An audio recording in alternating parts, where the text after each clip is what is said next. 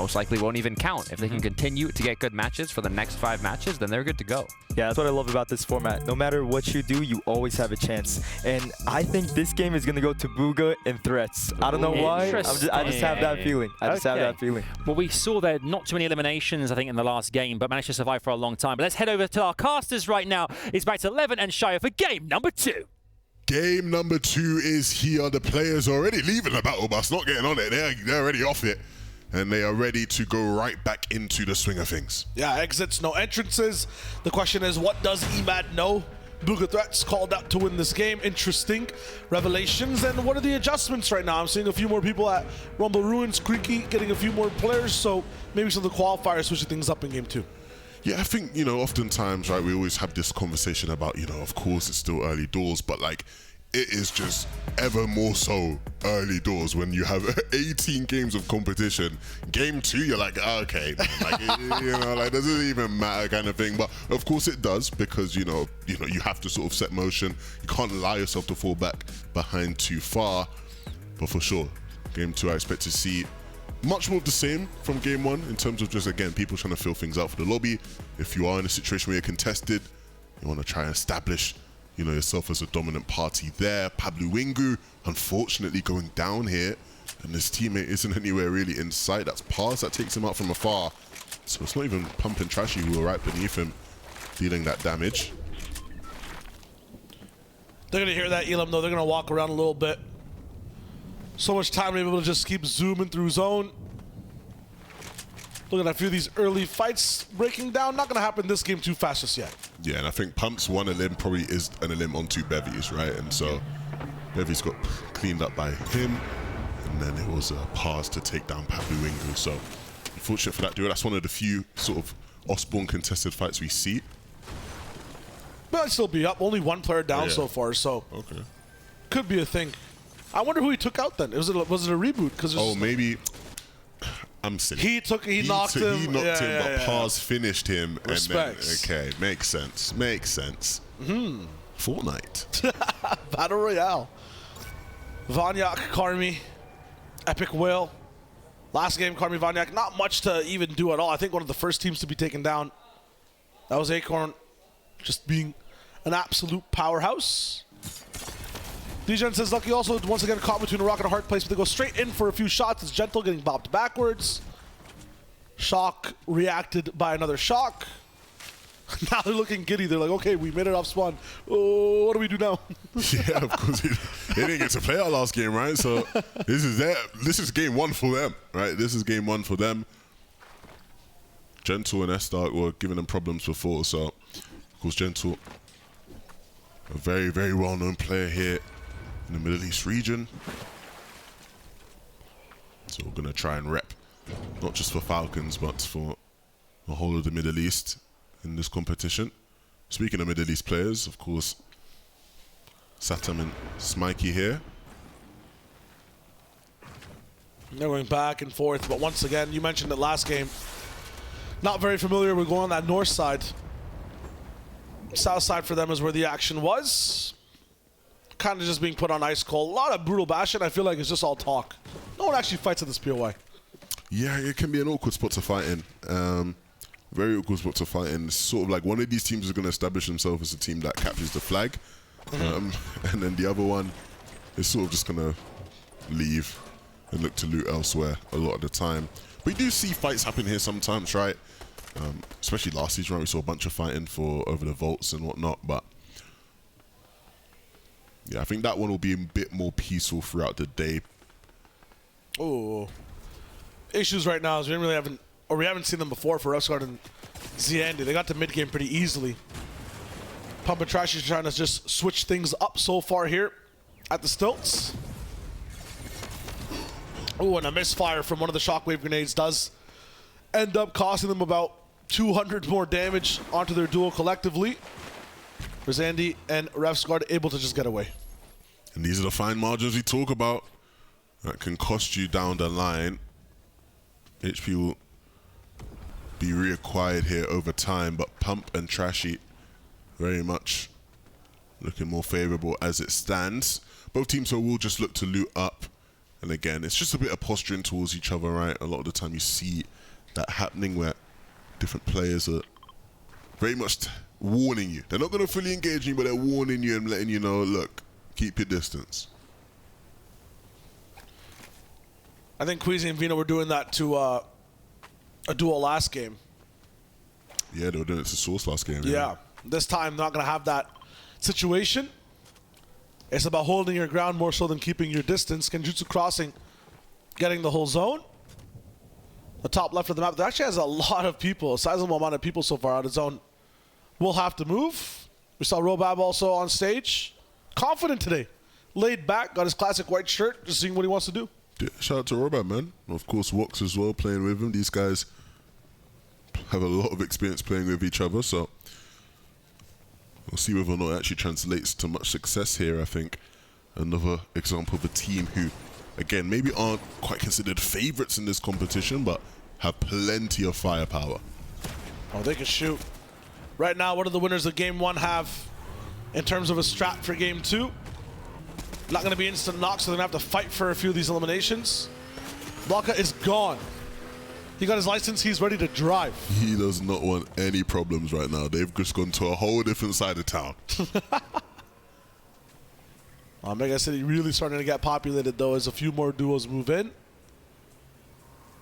These guys were doing that without shield, too. That's crazy.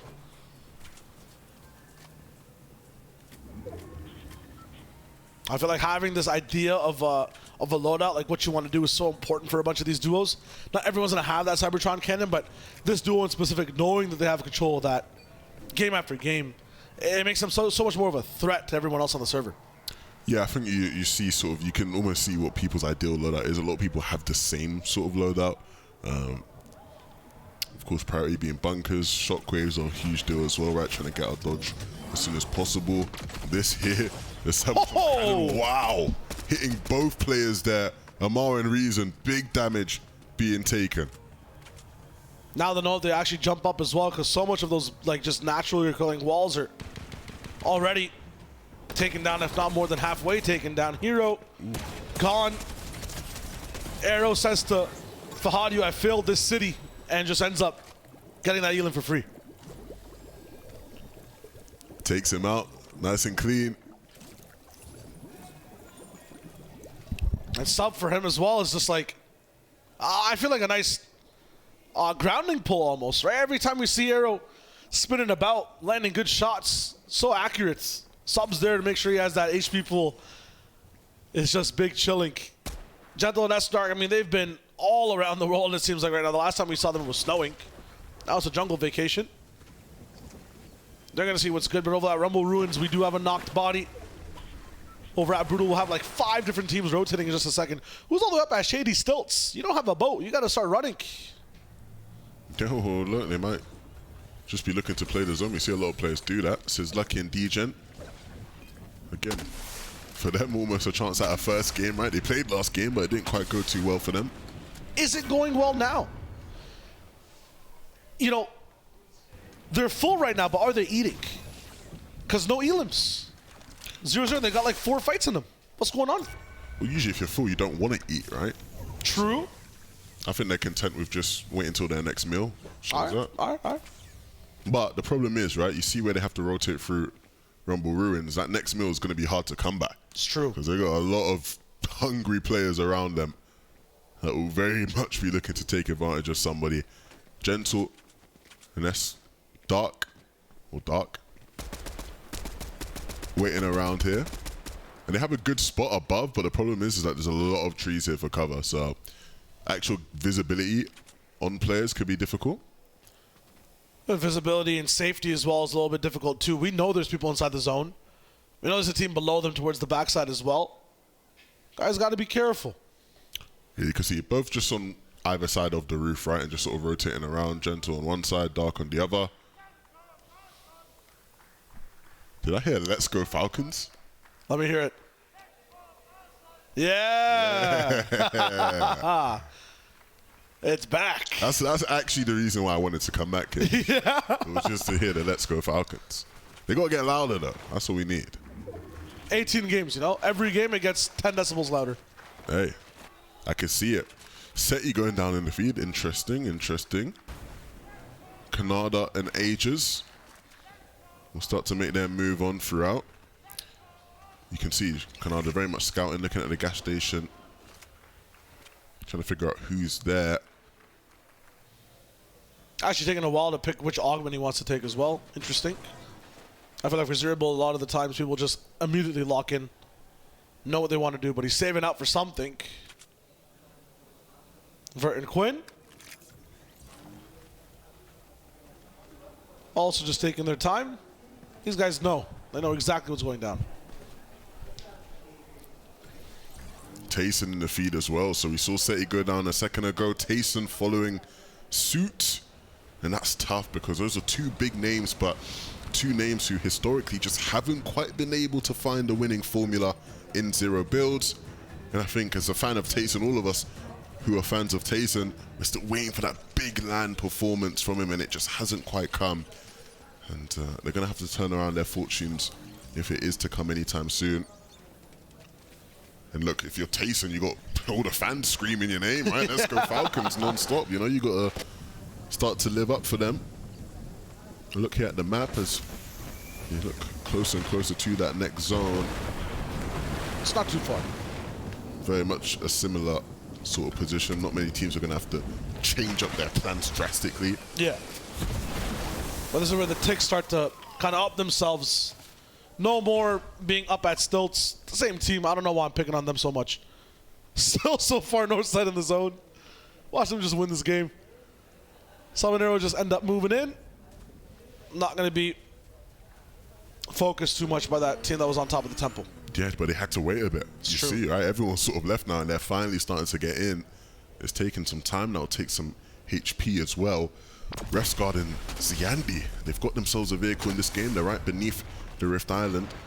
It looks like they want to go up as well, so we'll see how effective that is. Ziandi, a bit of indecision there about which zipline to use to get up. He wanted to run to the other one, instead decided to use the one Refsguard did. Thomas and Malabuka sitting just beneath it. Are they going to check? I don't see a flare gun on Thomas. Maybe they've already seen it. Yeah, there's a car right next to a zip. Yeah, they know. They got to know. If they don't know, they're going to get to know right now. If they go up above, you can see both looking to jump on the Rift. And these are two very, very top teams going up against each other. Oh, they're committing. From the EU, and they're just going to land on their heads. Oh my goodness, Malabuka. Was that the right play? I don't think so. He goes down. Thomas is beneath the house. He's just ready and waiting. You can see Malabuka now looking at Thomas's screen. He's hoping, praying he can make something happen. Thomas down. Doesn't have access to the vault. He's just going to have to wait down here. Places a bunker down. Drop some loot, but it's not going to be enough HP. Oh, dearie me. You saw them fully commit to landing on the roof. That's an all-in play. You can't really fly or go anywhere else either. It's absolutely impossible. The Thomas now will try to just fly away. Launch padding straight up in the sky. I can't believe what I just saw. This is just insanity over here at Gamers8. Thomas now finally in a relaxed position. I'm not sure if he's going to be able to even attempt to retrieve to get that card, but business as usual for the duo now in the room. I'm still trying to just comprehend what I just saw from Malabuka and Thomas there. I don't know if that, like, surely they must have known somebody was up there, right? You see the car down by the zipline, and you just rift up and full landing on the roof. Like, it's madness, but hey. It could have worked. It could have honestly worked. If they had won the fight, we'd be sitting here saying, oh my goodness, they're the best players in the game, you know? So, you know, that's the hypocrites we are, but. No, but yeah, no, that's the least likely thing. It's just interesting to see that even if you take 50 damage flying in, you commit.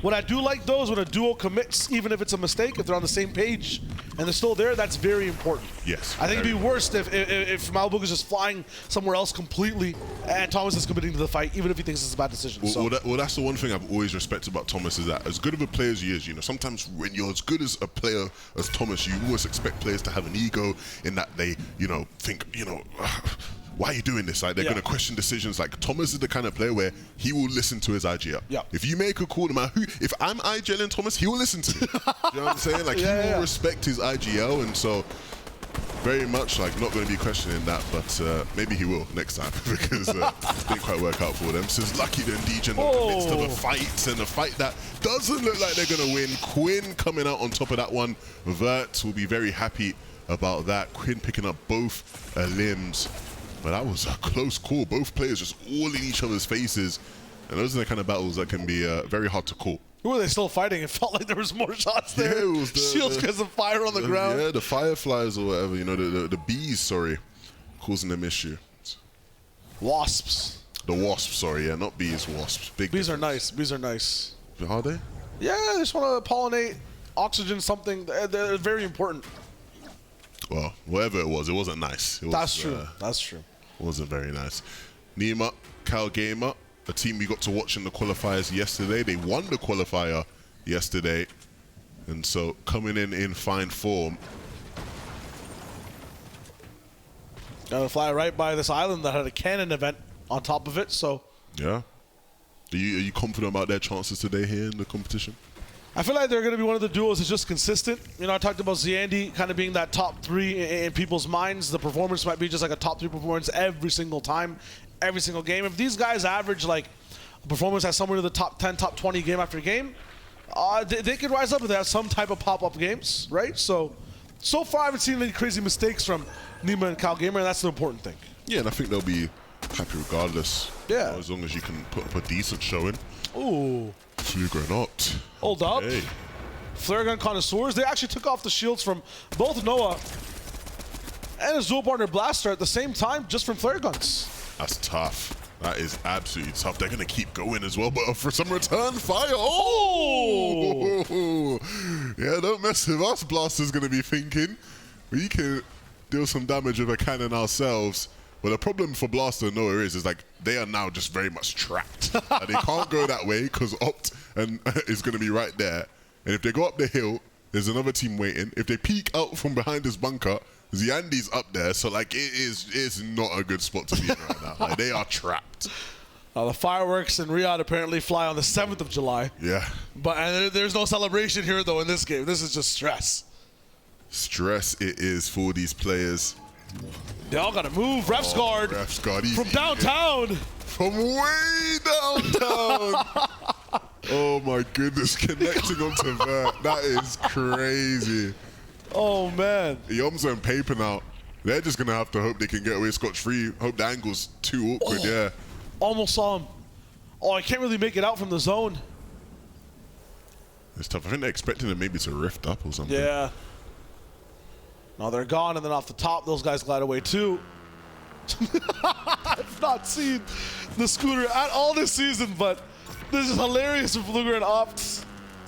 Well, the reason you don't see it is because it's such a risk. Like they're not even driving it right. Yeah. Just crashing into walls. Somebody can very easily just take shots at you. You don't have cover. It's not like when you're Lardo and Bloom are right here where they have a lot of cover. Like anyone can just take shots at you if you're on a motorbike like that. So gotta be careful. Of course, Bloom and Lardo, another team that qualified through the Middle Eastern qualifiers yesterday. Very, very happy for Bloom. He flew all the way from the UK to be here and to play. And he made it all worth it. Whoa. F-Guard and Ziandi, they've come off of the island now. And they're looking to get into the mix of a fight with Fluger and Opt. And it's one that they will quickly win. Oh, no, it's King and King flying in, yeah. Okay, oh. So they're just like, okay, let's go again then. Well, now why not? F-Guard will get involved in Yeah, it. why not? And they'll just clean up. Okay. Still the same conclusion then. In the end, it's still Refsguard and Ziandi who come out on top. Refsguard had 6 bunkers. Wow. He's only used 2 so far. Or 3. I'll just say 3 so my math's right. He's had 6 bunkers. You'll probably pick up a couple more from all those bodies there. Thomas HD.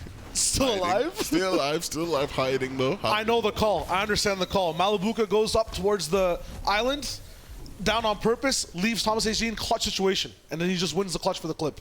Look, if that ends up playing out how you say it does, I'd be very surprised, because you can see they have got a long ways to go. Max distance rotation to get to zone. If Thomas can come out alive, I'd be surprised. Rescard barely able to make out, and we saw how strong of a position they were in only a matter of moments ago. Ziani wanted to go out with a bang, and unfortunately he will, just not in the way he intended. You can see Pinkin and us scoring across the zone. Acorn obviously one last game, and he's down to bare bones in HP. Quanti ends up falling now as well with Trippin, and it's Trashy and Pump who are going to be able to pick up that loot. Yeah, this is not a happy beach vacation. Just getting dragged through the sands. Pink and us, I feel like them as well as Bloomy alongside them, everyone in these bunkers seem the most poised right now, the most in control. Looking for shots everywhere, but as soon as you get cracked, you know the Cybertron cannons are about to be switched to. You know your walls aren't safe, so Pink and Anas have to be careful here. From the top rope, 2 shots, Bloomy in control, and he's gone. Bloomy from out of nowhere. Nobody saw that coming. Not Pink, not Anas, not me, not you, Shayo. I did not see that one coming, but that was nice. Bloomy picks that up. And so, in a game where we were questioning, look, this is a qualified team, how much power do they have? He's just jumping into people's faces, into people's bunkers.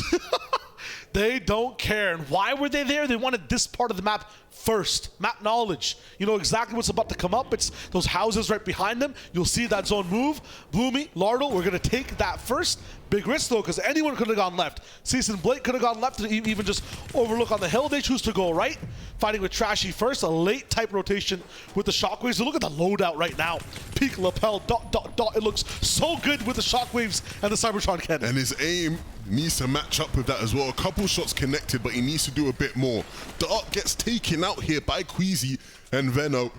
And so this is a team who, again, are known, renowned for their prowess in competitive Fortnite, but haven't quite been able to deliver the same in zero build competition. This is their chance, a chance for Bloomy to have another highlight reel moment. Unfortunately, goes awry, but Queasy and Veno stay consistent, stay together, and stay on the edge of the zone, waiting for players to come in.